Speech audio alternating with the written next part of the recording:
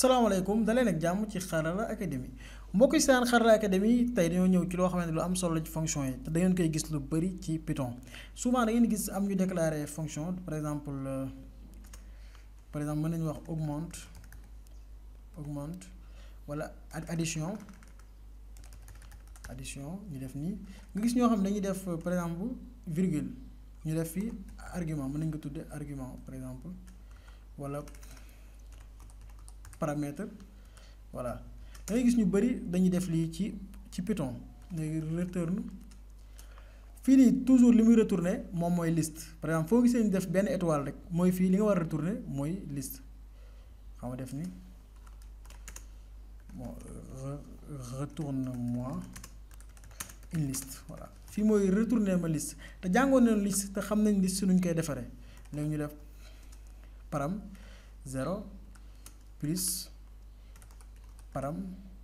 paramètre maanaam 0 plus paramètre 1 plus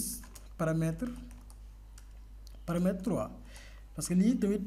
1 2 2 stop 0 1 2 voilà léegi lii nii daf lay retourner benn liste boo xamante ni dafay nekk day jël 3 éléments voilà moom la war a retourner fii léegi bu ñu appeler fonction par exemple ma def fii nii tudd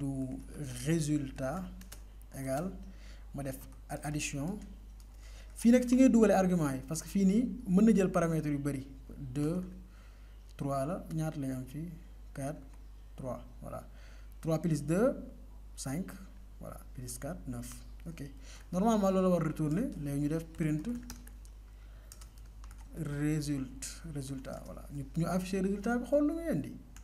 léegi ñëw suñu console xool def Python toujours booy exécuter code Python ngay njëkk bind wala Python 3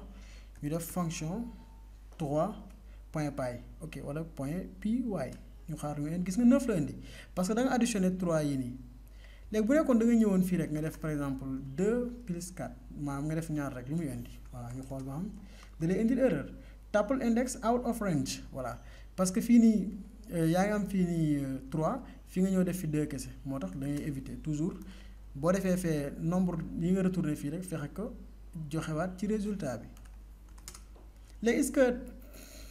tuple rek lañ mën a retourner maanaam tuple rek lañ mën a retourner lii mooy liste maanaam tuple la ba tey voilà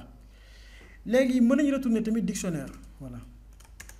retourne-moi un dictionnaire je pense autant pour moi léegi ñu ne ko retourne-moi un dictionnaire léegi bii nii bëggatuma mu affiché xam commenté ko fii léegi ñu def dictionnaire lan lañ gën a mën a indi loo xamante ni lu am solo la ci benn dictionnaire voilà mën na nekk nom prénom wala leneen loo xamante ni daal dictionnaire dina si gën a am solo voilà mën nañu wax nom par exemple def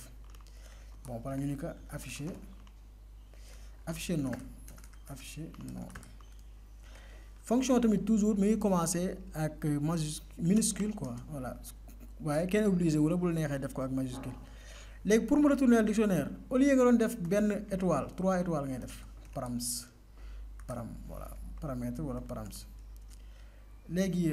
ñu def fii nii ñu def return params léegi paramètre bi lan lañ bëgg mu retourner ni par exemple non parce que non lañ ko jox foofu ñu def non léegi ñu def fii nii résultat ba tey résultat égal ñu def afficher non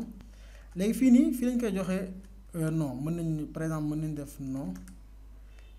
ñu def égal job voilà léegi ñu xool lu muy indi ñu def print résultat ñu afficher résultat bi xool lu muy indi fii nii dictionnaire la ñu war a retourner ñu xool ba xam lu muy indi voilà